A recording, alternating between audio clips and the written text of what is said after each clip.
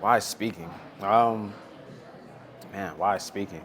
It's interesting because I never picture myself being a professional speaker, like at all.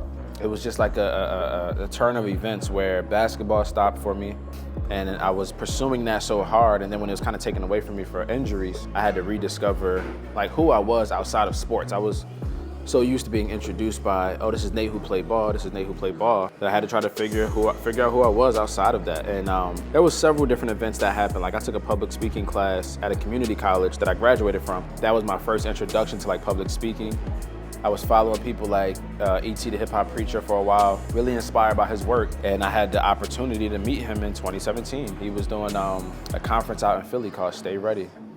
And I got to meet him, man, and I wanted to go to that conference so bad, and I couldn't afford a ticket to go, like $150. Couldn't afford a ticket to go.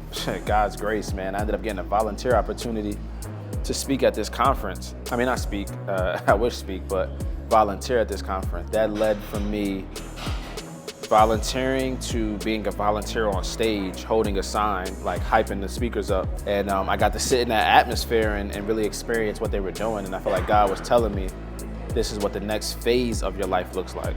It looks like using your voice to edify and inspire people.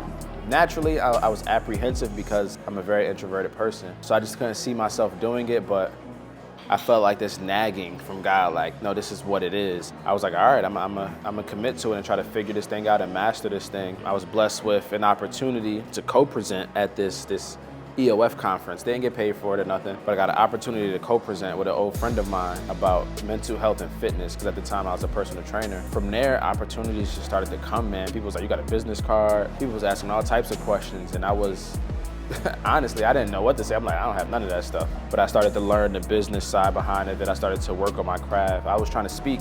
At that point, I was trying to speak everywhere that I could. It didn't matter if it was little kids, adults, senior citizens, like it didn't matter. I was trying to speak everywhere. I fell in love with the art of communication, and not just the art of communication, but the power of what your words can do for someone's life. It can literally transform someone's life in a matter of minutes. And I got to see that over and over again, not because I was deep, but because I was allowing God to literally just speak through me everywhere I went, because I knew I wasn't that deep.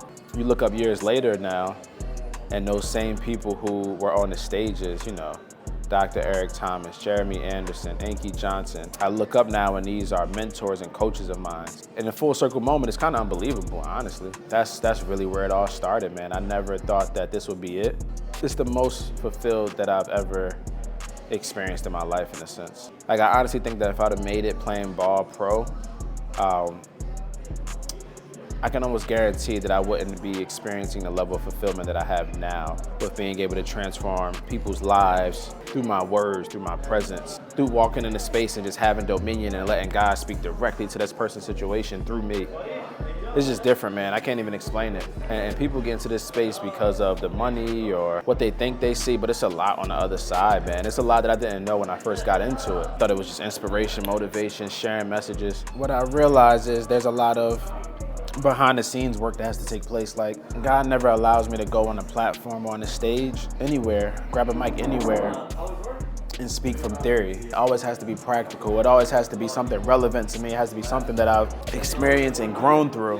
And that's what makes it authentic. That's what makes it powerful. I'm never on stage just up there trying to impress anybody, but I am up there being vulnerable, pouring my heart out and sharing how I grew through certain situations and how this can relate to your life and how you can grow through what you're going through, the adversity that you're faced with as well. So it's taken me all across the world, and it's allowed me to reach thousands and thousands of people with just my words, my voice, man. It's honestly, I sit back sometimes and I'm like, bro, this is crazy. But when I'm up there, man, it's a move of God for real, for real.